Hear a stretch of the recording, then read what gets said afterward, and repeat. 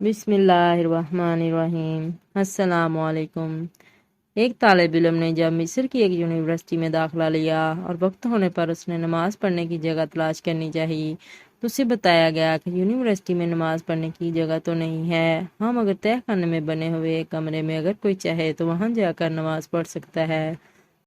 طالب علم یہ بات سوچتے ہوئے کہ دوسرے طالب علم اور اساتذہ نماز پڑھتے بھی ہیں یا نہیں، تہہ خانے کی طرف اس کمرے کی تلاش میں چل پڑا۔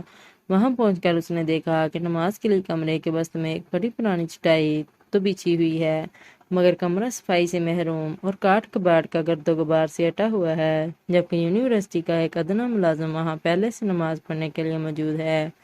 طالب علم نے اس ملازم سے پوچھا، کیا تم یہاں نماز پڑھو گے؟ ملازم نے جواب دیا، ہاں، اوپر موجود لوگوں میں سے کوئی بھی ادھر نماز پڑھنے کے لیے نہیں آتا اور نماز کے لیے اس کے علاوہ کوئی جگہ بھی نہیں۔ طالب علم نے ملازم کی بات پر اعتراض کرتے ہوئے کہا، مگر میں یہاں ہرگز نماز نہیں پڑھوں گا، اور اوپر کی طرف سب لوگوں کو واضح دکھائی دینے والی مناسب سی جگہ تلاش میں چل پڑا، اور پھر اس نے ایک جگہ کا انتخاب کر کے نہایت ہی عجیب حرکت کر ڈالی۔ اس نے بلند آواز سے اذان کہی۔ پہلے تو سب لوگ اس عجیب حرکت پر حیرت زدہ ہوئے، پھر انہوں نے ہنسنا اور کہکے لگانا شروع کر دیے، انگلیاں اٹھا کر اس طالب علم کو پاگل اور اجڑ شمار کرنے لگے۔ مگر یہ طالب علم تھا کہ کسی چیز کی پرواہ کیے بغیر اذان پوری کہہ کر تھوڑی دیر کے لیے ادھر ہی بیٹھ گیا۔ اس کے بعد دوبارہ اٹھ کر اقامت کہی اور اکیلے ہی نماز پڑھنا شروع کر دی۔ اس کی نماز میں محویت سے تو ایسا دکھائی دیتا تھا کہ گویا وہ اس دنیا میں تنہا ہی ہے اور اس کے آس پاس کوئی بھی موجود نہیں۔ دوسرے دن پھر اسی وقت پر آ کر اس نے وہاں پھر بلند آواز سے اذان کہی، خود ہی اقامت کہی اور خود ہی نماز پڑھ کر اپنی راہ لی، اور اس کے بعد تو یہ معمول ہی چل نکلا۔ ایک دن، 2 دن، 3 دن، وہی صورتحال، پھر کہکے لگانے والے لوگوں کے لیے اس طالب علم کا یہ دیوانہ پن کوئی نئی چیز نہ رہا، اور آہستہ آہستہ قہقہوں کی آواز بھی کم سے کم ہوتی گئی۔ اس کے بعد پہلی تبدیلی کی ابتدا ہوئی۔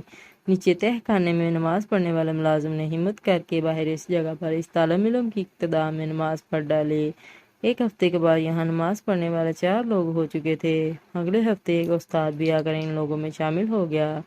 یہ بات پھیلتے پھیلتے یونیورسٹی کے چاروں کونوں میں پہنچ گئی۔ پھر ایک دن چانسلر نے اس طالب علم کو اپنے دفتر میں بلا لیا اور کہا، تمہاری یہ حرکت یونیورسٹی کے معیار سے میل نہیں کھاتی، اور نہ ہی یہ کوئی مہذب منظر دکھائی دیتا ہے کہ تم یونیورسٹی ہال کے بیچوں بیچ کھڑے ہو کر اذانیں دو یا جماعت کراؤ۔ ہاں، میں یہ کر سکتا ہوں کہ یہاں اس یونیورسٹی میں ایک کمرے کی چھوٹی سی صاف ستھری مسجد بنوا دیتا ہوں، جس کا دل چاہے نماز کے وقت وہاں جا کر نماز پڑھ لیا کرے۔ اور اس طرح مصر کی ایگریکلچر یونیورسٹی میں پہلی مسجد کی بنیاد پڑی، اور یہ سلسلہ یہاں پر رکا نہیں، باقی کی یونیورسٹیوں کے طلباء کی بھی غیرت ایمانی جاگی، اور ایگریکلچر یونیورسٹی کی مسجد کو بنیاد بنا کر سب نے اپنے اپنے ہاں مسجدوں کی تعمیر کا مطالبہ کر ڈالا، اور پھر ہر یونیورسٹی میں ایک مسجد بن گئی۔ اس طالب علم نے ایک مثبت مقصد کے حصول کو اپنی زندگی کا مقصد بنا لیا، اور پھر اس مثبت مقصد کے نتائج بھی بہت عظیم الشان نکلے، اور آج دن تک ہوا یہ طالب علم زندہ ہے یا فوت ہو چکا ہے،